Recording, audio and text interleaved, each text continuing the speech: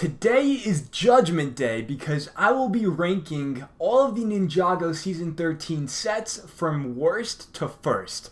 Now you guys have probably seen a series of videos like this from M&R Productions YouTube channel, and so I've kind of taken the idea and been inspired by it to bring you guys an Ninjago edition of worst to first.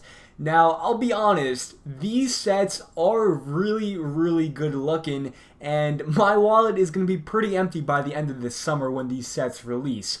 But we do have to make a ranking list of what I believe is worst and what I believe is the best. So keep in mind, this is just my opinion, but without further ado, let's get into it. And the very first set on this list is unfortunately going to be the worst of the wave, and I do believe that it is the Firestone Mech. Now, I have seen images of this set without the actual box art and just how the set looks like, and the mech is pretty ugly. I can't seem to find pictures of it online as of now, but from the images that I have seen, the mech just looks really bulky. The colors clash against each other, and it's not the best looking mech in the world. And I do feel like this Ninjago mech is kind of weaker than the previous ones that we've gotten in the past. So for that reason, the Firestone Mech is going to be the worst Ninjago Season 13 set on this list. Next up, we have the Journey to the Skull Dungeons. This set is alright for what you get, but it really is just a decent set. There's nothing standout or there's nothing spectacular about this. You really just get a little add-on that you can add to the main Skull Dungeon set, but other than that, this set is pretty much pointless. I mean, there's not really much going around. You really just have this main prison feature to hold Jay in. And other than that, there's nothing really happening. So unfortunately, it's the second on the list, so closest to the worst. Next, we have the Master Wu Battle Dragon. And this set, for whatever reason, is not bad, but it's just not the best. You know what I'm saying? So unfortunately, this set is classified in that little in-between of the worst to the best, because it's not bad, but it's just not as good as some of the other sets that we've gotten in this wave. Next up, we actually have the Mino Creature, and I don't know why, but I've really taken a particular liking to this specific set. The Rhino is just such a unique build in Ninjago that I thought we would have never seen in a million years. And just for that reason alone, I really like this thing. I think it's probably one of the most unique sets that LEGO has produced for Ninjago in quite some time now. And the colors aren't too bad. It really genuinely looks like a rock rhino. And I just really like the aesthetic of this set. It looks really cool, so for that reason, it's closer to the best on this list. Now, the second best set of the Season 13 wave.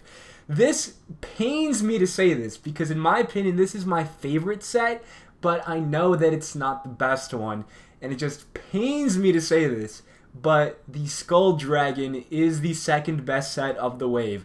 I am in love with this thing, and this is definitely going to be the very first one that I pick up, but for obvious reasons, it can't be made the best set on this list because it doesn't come with everything. As you guys see, you get a fantastic, beautiful looking dragon, and you get some little cool lava builds off to the side, and you get a great assortment of figures, but there is so much more value in the best set of this wave, so unfortunately I can't give it to this one.